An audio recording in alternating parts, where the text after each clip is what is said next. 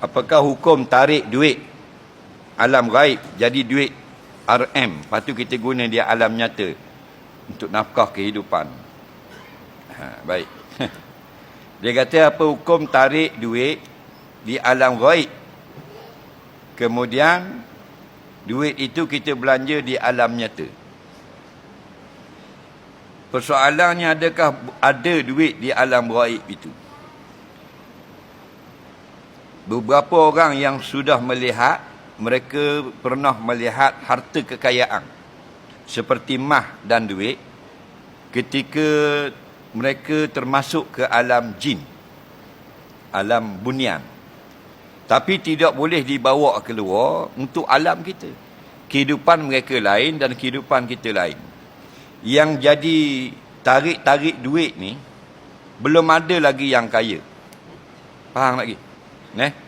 Yang guna kerih kecek, yang guna golok, mah, macam-macam benda dia guna. Akhirnya kerih tu dia nak jual kerana tak ada piti.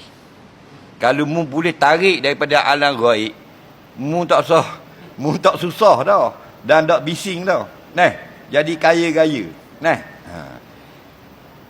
Orang yang dipercayai melihat duit yang banyak di alam jin, dia pegang, dia ambil itu jadi tak ada, jadi hilang.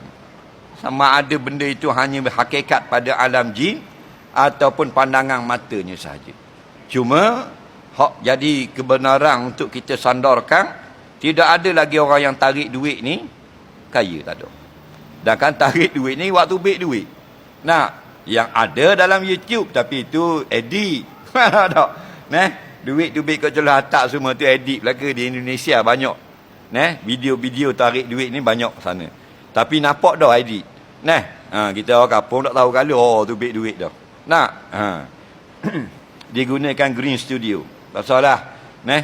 Duit siapa mu nak tarik tu? Duit tu duit siapa kalau mu nak tarik? Duit siapa? Duit mu, tarik dia begini, sama macam mimpi. Kita mimpi, kita tengok duit. Kita pegang banyak-banyak duit, kita jaga. Jaga ada.